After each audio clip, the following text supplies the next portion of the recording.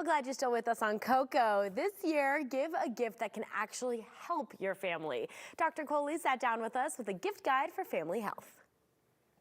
Okay, I don't know about you guys, but I'm a big gift giver. Dr. Kohli, I love giving gifts. I assumed. You seem like the one who would.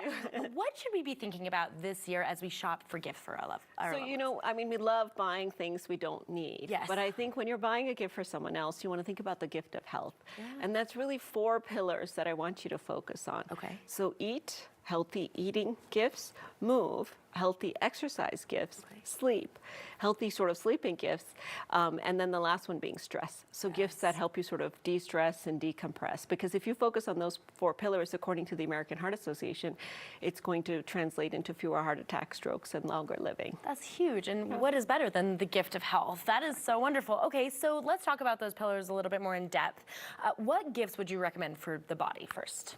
Yeah, so I think when it comes to the body, you want to think about who you're giving a gift to and what their goals might be. Sure. So here's where I love to give people subscriptions to the gym, give them exercise equipment that can kind of help them sort of get in shape, give them subscriptions to apps that might help them incorporate a little bit more activity into their daily life. Sure. But even small things like yoga mats, weighted jump ropes, those little wrist weights that we should really encourage our older people to wear, even walking around the house and such, because it helps to build bone density. Sure. These are all fun little things to put in the stocking that could actually help them make it a little easier to incorporate some of this healthy living. I really like that. And I mean, I would love getting something like that in my stocking. I gotta be real. So what about gifts for the mind and for sleep? Because these two, huge for me as well. Huge. So a lot of us reach for sleeping aids or, those types of things to help us sleep. But what we really want to do is help people create a nice routine around bedtime. Okay. So anything that helps people to wind down. So here's where I like aromatherapy a lot. Yeah. But I don't love those diffusers because actually they diffuse little oils into the air and they can have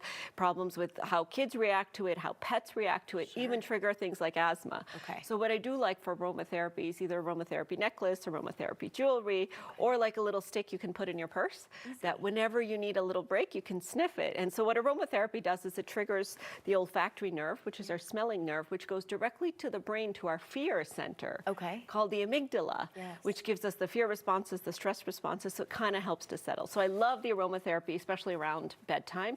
But I also like weighted blankets or heated blankets for sort of muscle tension. Just making sure to advise people to use them safely. Don't sleep with a heated blanket all night long because it could be a hazard and such.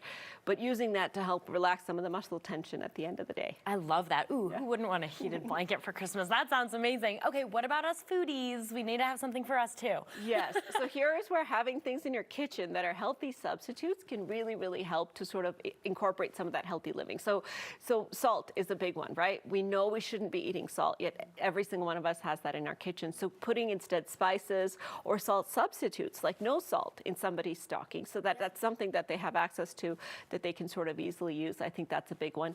Healthy oils. So we often cook with unhealthy oils like peanut oil or what have you, but having a nice high quality olive oil or an avocado oil, whether it's for dipping, like if you're a person who likes to dip bread or what have you, putting it a little bit on your pizza like a truffle oil, or for cooking, these are just really nice kind of foodie gifts for people to have. And then sometimes I'll give some of my friends who are not into cooking, who tend to eat out a lot, one of those kind of healthy cooking subscription things. Oh, yeah. Yeah, so that it gets them sort of eased into the habit of cooking.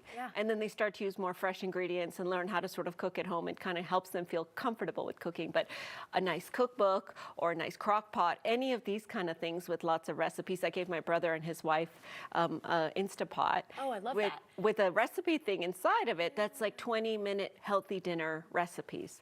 So perfect for a family with kids or what have you. That's brilliant. Okay, I need to be on your Christmas list because that sounds like a great gift. Dr. Kohli, thank you so much. I really like these ideas. And again, staying healthy is just such a great way to give back this holiday season. So. It's so true. My pleasure, Danny.